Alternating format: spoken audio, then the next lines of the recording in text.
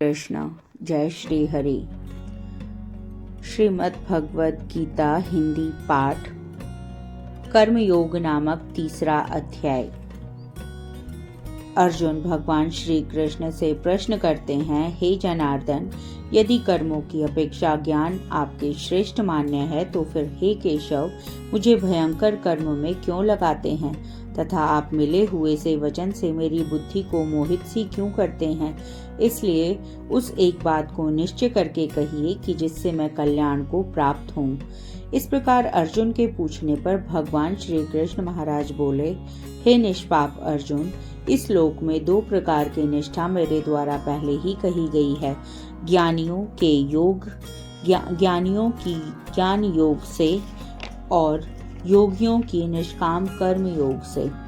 परंतु किसी भी मार्ग के अनुसार कर्मों को स्वरूप से त्यागने की आवश्यकता नहीं है, क्योंकि मनुष्य न तो कर्मों के न करने से निष्कर्मता को प्राप्त होता है और न कर्मों को त्यागने मात्र से भगवत साक्षात्कार रूप सिद्धि को प्राप्त होता है, तथा सर्वथा कर्मों का स्वरूप से त्याग हो भी नहीं सकता, क्योंकि कोई भी पुरुष किसी काल में क्षण मात्र भी बिना कर्म किए हुए नहीं रहता।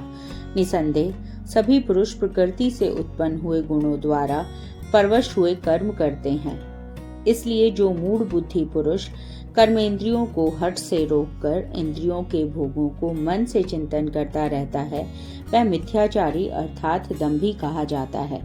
और हे अर्जुन, जो मनुष्य मन से इंद्रियों को वश में करके अनासक्त हुआ कर्मेंद्रियों से कर्मयोग का आचरण करता है, वह श्रेष्ठ है। इसलिए तू शास्त्र विधि से नियत हुए स्वधर्म कर्म को कर, क्योंकि कर्म न करने की अपेक्षा कर्म करना श्रेष्ठ है, तथा कर्म न करने से तेरा शरीर निर्वाह भी नहीं सिद्ध होगा।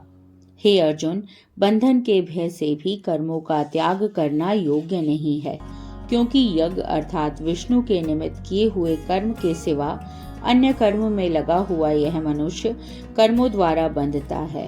इसलिए हे अर्जुन, आसक्ति से रहित हुआ उस परमेश्वर के निमित्त कर्म का भली प्रकार आचरण कर।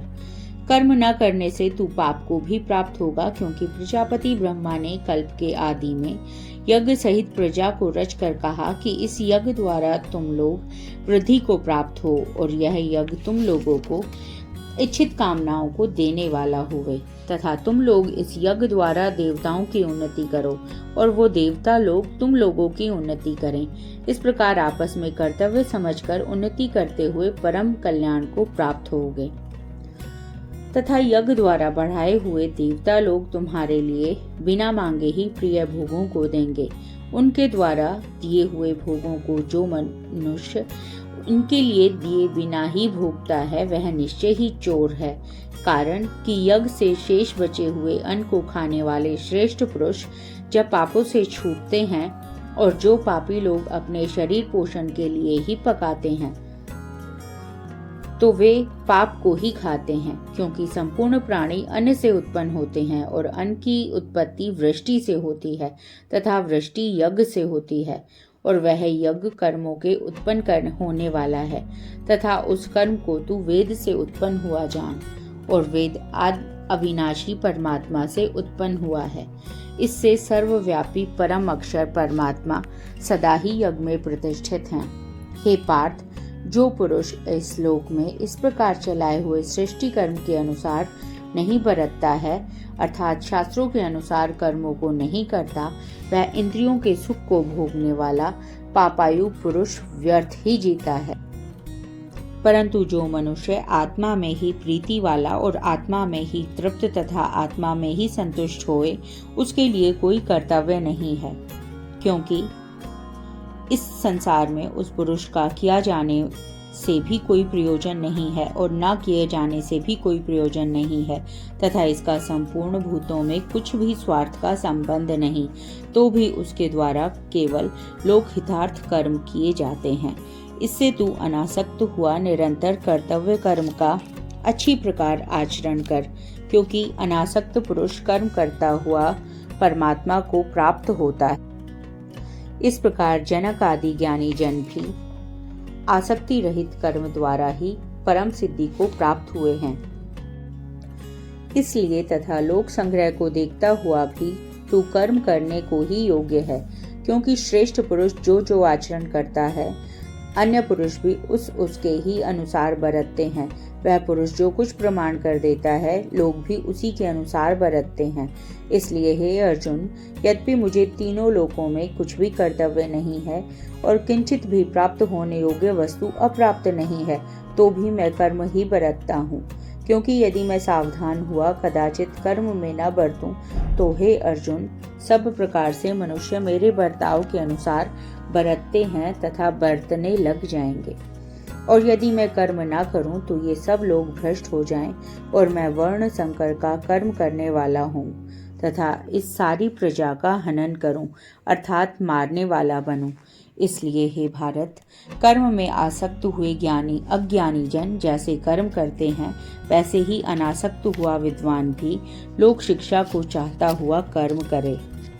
ज्ञानी पुरुष को चाहिए कि कर्मों में आसक्ति वाले अज्ञानियों की बुद्धि में भ्रम अर्थात कर्मों में अश्रद्धा उत्पन्न न करे, किंतु स्वयं परमात्मा के स्वरूप में स्थित हुआ और सब कर्मों को अच्छी प्रकार करता हुआ उनसे भी वैसे ही करावे। हे अर्जुन, वास्तव में संपूर्ण कर्म प्रकृति के गुणों द्वारा किए हुए हैं, तो भी अहंकार से मोहित हुए अंतःकरण वाला पुरुष मैं करता हूँ ऐसे मान लेता है। परंतु हे महाबाहो, गुण विभाग और कर्म विभाग के तत्व को जानने वाला ज्ञानी पुरुष संपूर्ण गुण तथा गुणों में बरतते हैं ऐसे मानकर नहीं आसक्त होता और प्रकृति के गुणों में से मोहित हुए पुरुष गुण और कर्मों में आसक्त होते हैं। उन अच्छी प्रकार न समझने वाले मूर्खों को अच्छी प्रकार जानने वाला ज्ञानी पुरुष चलायमान न करे। इसलिए हे अर्जुन, तू ध्यान निष्ठ चित्त से संपूर्ण कर्मों को मुझ में समर्पण करके आशा रहित और ममता रहित होकर संताप रहित हुआ युद्ध कर। हे अर्जुन, जो कोई भी मनुष्य दोष बुद्धि से रहित और श्रद्धा से युक्त हुआ सदा ही मेरे इस मत के अनुसार बरतते हैं, वे पुरुष संपूर्ण कर्मों से छूट जाते हैं। और जो दोष दृष्टि वाले मूर्ख लोग इस मेरे मत के अनुसार नहीं बरतते हैं, उन संपूर्ण ज्ञानों में मोहित चित्त वालों को तू कल्याण से भ्रष्ट हुए ही जान। क्योंकि सभी प्राणी प्रकृति को प्राप्त होते हैं, अर्थात अपने स्वभाव से परवश हुए कर्म करते हैं।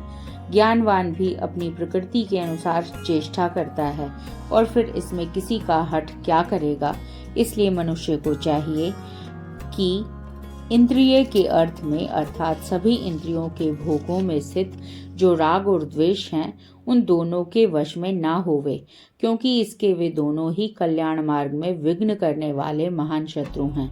इसलिए इन बात दोनों को जीतकर सावधान हुआ स्वधर्म का आचरण करे, क्योंकि अच्छी प्रकार आचरण किए हुए दूसरे के धर्म से गुण रहित भी अपना धर्म अति उत्तम है। अपने धर्म में मरना भी कल्याणकारक है और दूसरे का धर्म भय को देने वाला है। इस पर अर्जुन ने पूछा कि हे कृष्ण, फिर भी यह पुरुष बलात् लगाए हुए के सदृश यहाँ चाहता हुआ भी किससे प्रेरित हुआ पाप का आचरण करता है। इस प्रकार अर्जुन के पूछने पर श्री कृष्ण भगवान बोले, हे अर्जुन, रजोगुण से उत्पन्न हुआ यह काम ही क्रोध है और यही महान अशन अर्थात अग्नि के सदृश भोगों से ना तृप्त होने वाला और बड़ा पापी है। इस विषय में इसको ही तू बैरी जान। जैसे धुएं से अग्नि और मैल से दर्पण ढका जाता है और जैसे जेर से गर्भ ढका हुआ है, वैसे ही इस काम के मोह द्वारा यह ज्ञान ढका हुआ है। और हे अर्जुन, इस अग्नि सदृश न पूर्ण होने वाले काम रूप ज्ञानियों के नित्य वैरी से ज्ञान ढका हुआ है।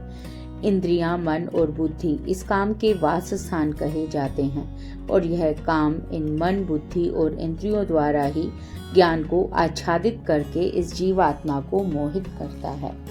इसलिए हे अर्जुन, तू पहले इंद्रियों को वश में करके ज्ञान और विज्ञान के नाश करने वाले इस काम पापी को निश्चय पूर्वक मार।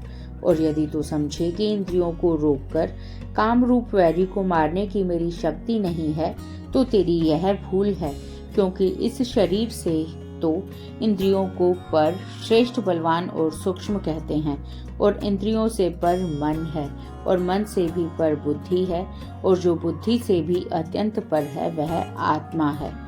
इस प्रकार बुद्धि से पर अर्थात सूक्ष्म, सब प्रकार बलवान और श्रेष्ठ अपने को आत्मा जानकर और बुद्धि के द्वारा मन को वश में करके, हे महाबाहो, अपनी शक्ति को समझकर इस दुर्जय कामरूप शत्रु को मार।